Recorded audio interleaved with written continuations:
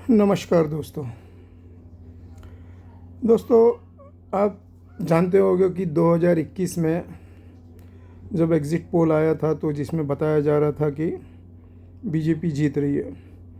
वाकई में बीजेपी जीत रही थी, परंतु कारण ये था कि बीजेपी ने अपना सर्वे तो करवा लिया था पब्लिकों से कि कैसा कौन किसको वोट देने वाला, सारी गणना हो चुकी थी और उसमें पता चल रहा था कि बीजेपी को बहुमत मिलने वाला है। पर बीजेपी ने ये 2021 में गणना नहीं की थी कि वोटिंग के समय टीएमसी के गुंडे 100-150 सीटों पे नतीजे बदल देते हैं। वे लोगों को वोट करने नहीं देते हैं, वोट करने जाते हैं उन लोगों को मारते हैं। डर, भय, आतंक, लालच जिस तरीके से उनके बीच में उन्होंने फैला रखा था, लोग मुंबई, कलकत्ता यहाँ से लोगों ने वोट देने जाना ही बंद कर दिया था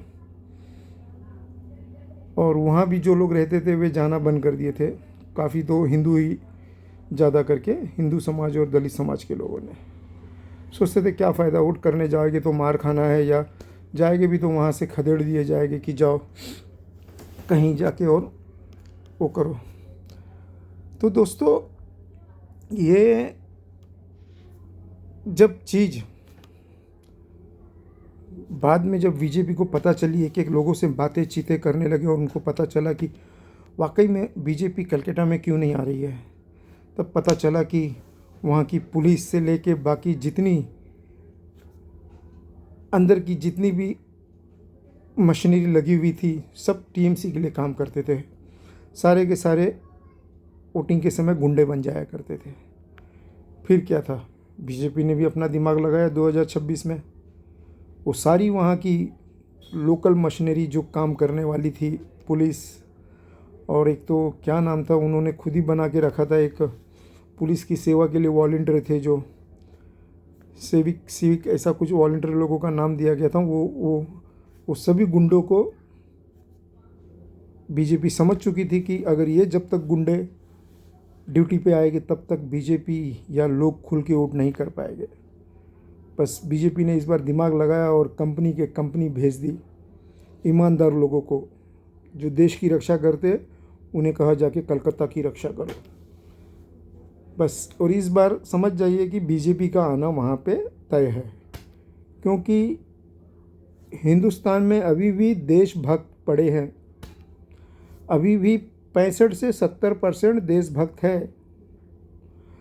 और अभी आप देखिए ना, बांग्लादेश के संसद में एक बांग्लादेश का एमपी क्या कह रहा है कि अगर बंगाल में बीजेपी आ गई कलकत्ता में तो हम लोगों के लिए बहुत भारी पड़ जाएगा, क्योंकि हमारे यहाँ के जितने जो भगोड़े यहाँ से गए हैं वहाँ खाने कमाने, वो बर्डन अब हमारे सर पे आ जाएगा। सोचो, उनका बर्डन हम संभाल रहे ले, उनका बोझ हम संभाल रहे ले।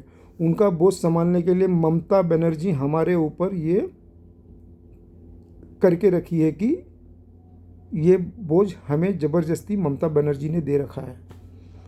जिस देश के नागरिक है उस देश को वे बोझ लगते हैं, वहाँ से जो पलायन करके यहाँ आए हैं। अब इन्हें यहाँ से वहाँ भेजा जाएगा, तब सोचिए उनको लगता है कि वे उनके ऊपर बोझ बन जाएंगे। तो दोस्तों, सोचो और समझो, बीजेपी और आरएसएस में आपको देश चलाने की, घर चलाने की, समाज चलाने की, मोहल्ले में कैसे रहने की सारी शिक्षा दी जाती है। संघ में, आरएसएस में किसी को मनाही नहीं है कि तुम मत आओ, तुम मत आओ। जो भी कौशलवान व्यक्ति है, किसी भी धर्म का, जाति का, चाहे वो मुस्लिम भी क्यों ना हो, अगर वो कौशलवान व्यक्ति है तो उसे भी पद दिया जाता है, दिया जाएगा। इसमें कोई दो राय नहीं है।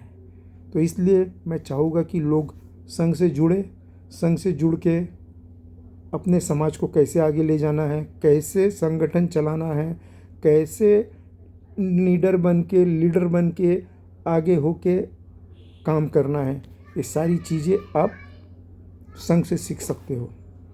इसलिए कल के कल अपने मोहल्ले में, अपने शहर में संघ को जोड़िए, अपने छोटे छोटे बच्चों को संघ को जुड़वाइए। आपके जाने से कुछ नहीं होगा। जब तक पौधे पे अच्छे से पानी और खाद ना दिया जाए पौधा तैयार नहीं होता है, वैसे ही आप अपने बच्चों को संघ से जुड़ाइए। आपके बच्चे देखिए कितने बड़े टैलेंटेड और कितने विद्वान, और मैं क्या बोलूँ, मोदी भी बन सकता है, अमित शाह भी बन सकता है, योगी जैसा भी बन सकता है। तो कल के कल आप अपने बच्चों का संघ में जल्द से जल्द जॉइंट करवाइए।